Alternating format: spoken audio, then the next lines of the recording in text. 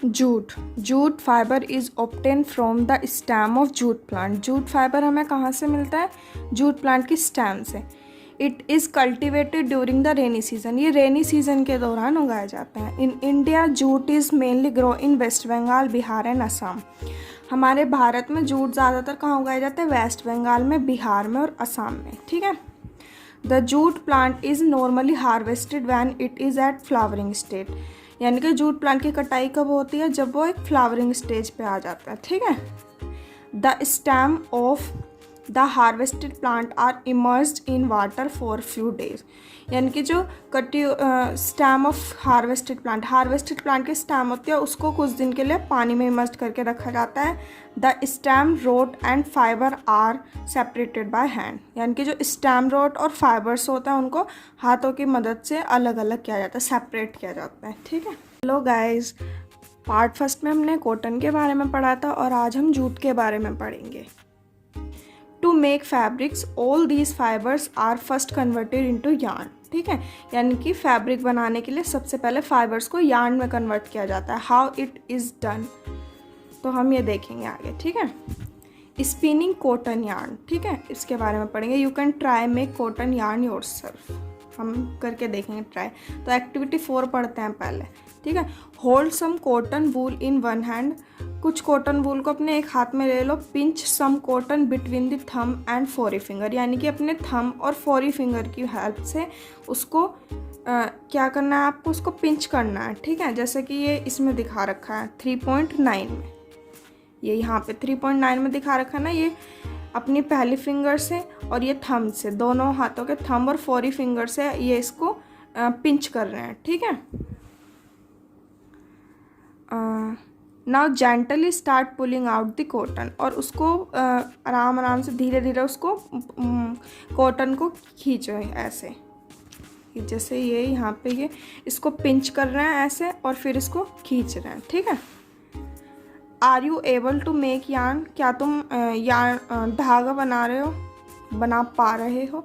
The process of making yarn from fiber is called spinning. यानी कि जो fibre से यार्न बनाने का प्रोसेस होता है उसको हम क्या बोलते हैं? स्पिनिंग बोलते हैं। क्या बोलते हैं? In this process fiber from a mass of cotton wool are drawn out and twisted. ठीक है। इस प्रोसेस में क्या करते हैं हम? कॉटन वूल लेते हैं और उसको ट्विस्ट करते हैं। ठीक है। ट्विस्ट करते हैं जिससे कि क्या वो यार्न में कन्वर्ट हो जाता है। ठीक है। This bring the fiber together to form yarn. इससे क्या होता है?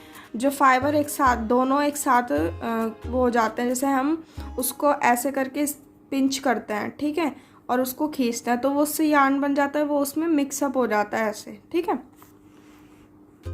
A simple device used for spinning a hand spindle also called takli. ठीक है। यानी कि एक सिंपल डिवाइस स्पिनिंग हमने ऊपर पढ़ लिया क्या होता है स्पिनिंग। तो स्पिनिंग को प्रोसेस करने के लिए एक डिवाइस होता है, हैंड स्पिंडल बोलते हैं, और उसको क्या टकली भी बोलते हैं। ठीक है। ये 3.10 में आपको ये देखने को मिलेगा, ये ऐसा होता है ये। ठीक है। Another hand operated device use for spinning is called चरखा। और दूसरा क्या है? चरखा होता है। ठीक है। एक को हम तकली बोलते हैं, दूसरे को चरखा। चरखा 3.11 में ये यहाँ पे है, ये इसको बोलेंगे हम चरखा।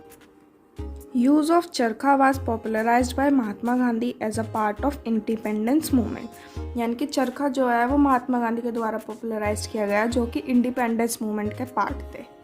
ठीक है। He encourage people to wear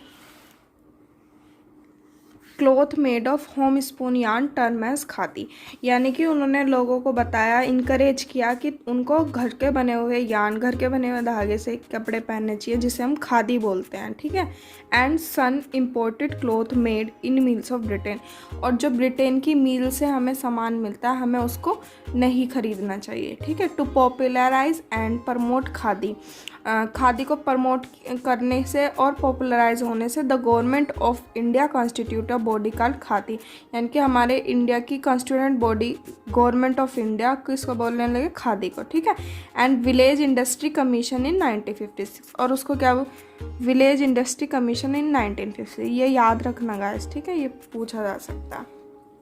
spinning of yarn on a large scale is done with the help of spinning machine spinning of yarn बहुत बड़ी मात्रा में लार्ज स्केल में किया जाने लगा, किसकी? स्पिनिंग मशीन की हेल्प से, ठीक है। After spinning yarn are use for making fabrics, यानी कि स्पिनिंग होने के बाद, स्पिनिंग प्रोसेस कंप्लीट होने के बाद यार्न को क्या फैब्रिक बनाने में यूज़ किया। अब हम पढ़ेंगे yarn to fabric.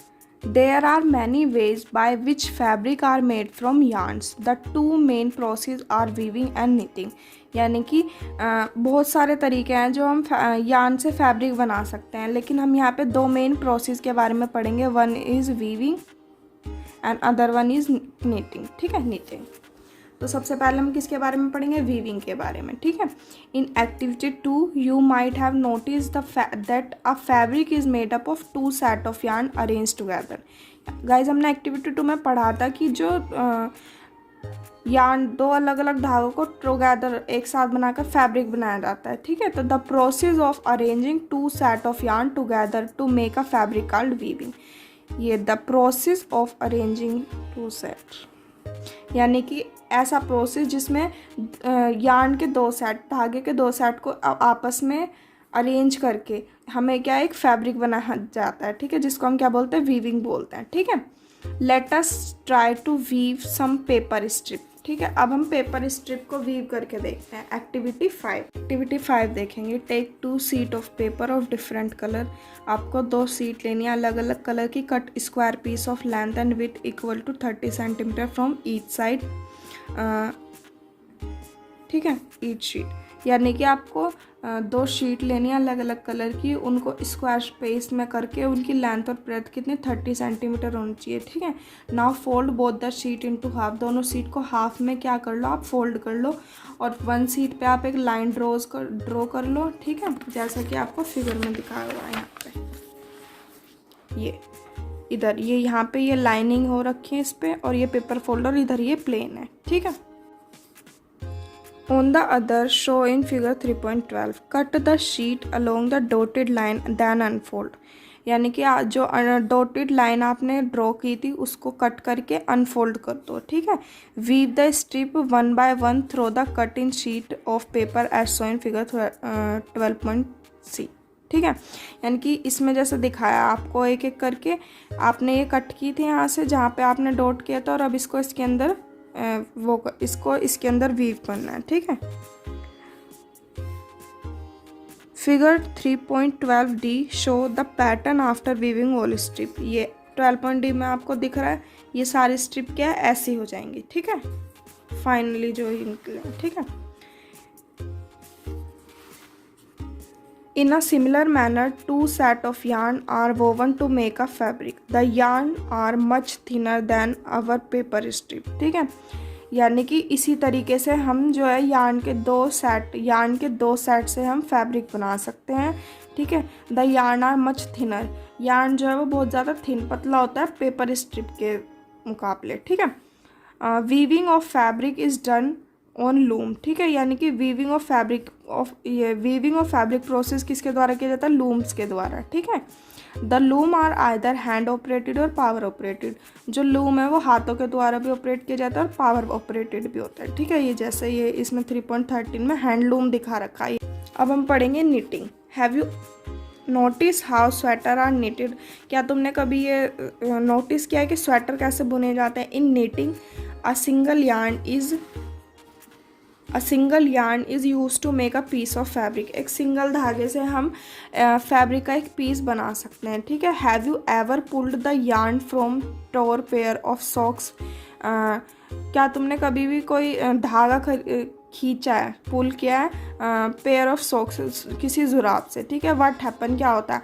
A single yarn get pulled out continuously as the fabric get unravelled, ठीक है, यानी कि वो धागा जब तक निकलता रहता है जब तक कि वो सारा का सारा खुल नहीं जाता, ठीक है। Socks and many other cloth item are made of knitting fabric, socks और भी काफ़ी सारे कपड़े जो हैं किससे? नीटिंग फैब्रिक से बने होते हैं, ठीक है। Knitting is done by hand और आल्सो ऑन मशीन, नीटिंग किसके द्वारा? हाथों के द्वारा भी किया जाता है और मशीन्स के द्वारा भी, ठीक है।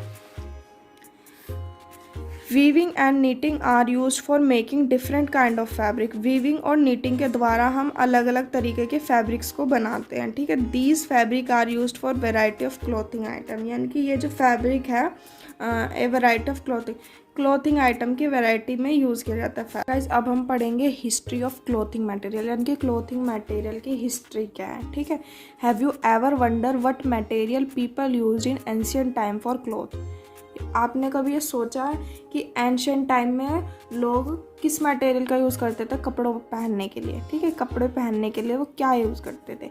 It appear that in those time people used a bark and big leave of tree and animal skin and furs to cover themselves, यानी कि अपने आप को कवर करने के लिए वो पेड़ के बड़ी बड़ी पत्तियों को और एनिमल की स्किन से वो अपने आप को कवर करते थे, ठीक है। After people begin to settle in agriculture, जब वो एग्रीकल्चर कम्युनिटीज़ में सेटल हो गए, they learn to weave twigs and grass into mat and basket, यानी कि उन्होंने क्या ट्विग्स और ग्रास को स्ट्रेच करके और उसको उसकी क्या बनाई उन्होंने, मैट्स बनाई और बास्केट, ठीक है। वाइन एनिमल फ्लीस और hair were twisted together into long strand, उन्होंने लॉन्ग स्टैंड में करके इन एनिमल फ्लीस हो गया, हेयर हो गए, वाइन्स हो गए, इन सबको ट्विस्ट किया, ठीक है। These were woven into fabric, जो फैब्रिक में the early Indian wore fabric made out of cotton, यानी कि आज के समय में लोग क्या कॉटन से बने हुए फैब्रिक को पहनना पसंद करते हैं। That grew in the region of near river Ganga, जो कि रिवर गंगा के पास उगाए जाते हैं, ठीक है। Flax the early Indian wore fabric made out of cotton, यानी कि आज के समय में लोग क्या कॉटन से बने हुए फैब्रिक को पहनना पसंद करते हैं। That grew in the region of near river Ganga, जो कि रिवर गंगा के पास उगाए जाते हैं, ठीक है। Flax is also a flex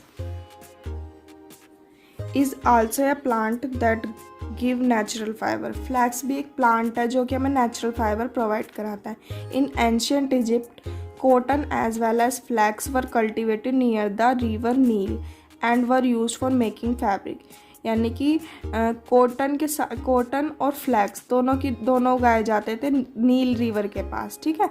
and were use for making fabric, और उनसे फैब्रिक बनाया जाता था, ठीक है। In those day stitching was not known, आजकल के इन दोज डे उस टाइम पे स्टिचिंग वाज नॉट नोन, सिलाई के बारे में उन्हें नहीं पता था। People simply draped the fabric around different part of their body, many different ways of draping of fur were use, ठीक है। With the invention of the swing needle, यानी कि इन्वेंशन जो सुई होती है कपड़े सिलने वाली सुई, उसका जो इन्वेंशन किया जाता है, people started stitching fabric to make cloth, जिससे वो उस कपड़े को सिलने लगे और फैब्रिक वो क्लॉथ एक बॉडी की शेप में हमने कपड़ा सिल लिया, ठीक है। Stitched cloth have done through many variation since this is invention, ठीक है। But is it not amazing that even today sari, dhoti, lungi and turban is used as an unstitched piece of fabric।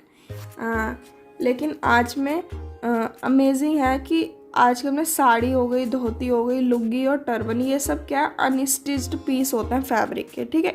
ये हम कहीं से सिलते नहीं है, ये हमारे क्या होता है अनस्टिच, बिना सिले हुए फैब्रिक के ऐसे ही पीस होते हैं, ठीक है। Just as there is a large variety in the food eaten all over our India, ठीक है। Just there is a large variety food eaten in all over India, हमारे भारत में पूरे हमारी कंट्री में, ठीक है, फूड खाने की अलग अलग वैरायटी है। A large variety exist also in fabric and clothing item, ठीक है। कॉटन रोल से हम गिनिंग करके फाइबर बनाते हैं और फाइबर को स्पिनिंग करके हम यार्न बनाते हैं और यार्न से हम नीटिंग करके या वीविंग करके हम फैब्रिक बनाते हैं, ठीक है। ये हमने पूरे चैप्टर में पढ़ा है, ठीक है। तो गाइज आपको ये चैप्टर कैसा लगा इसके लिए आप मुझे कमेंट करके ज़रूर बताएं।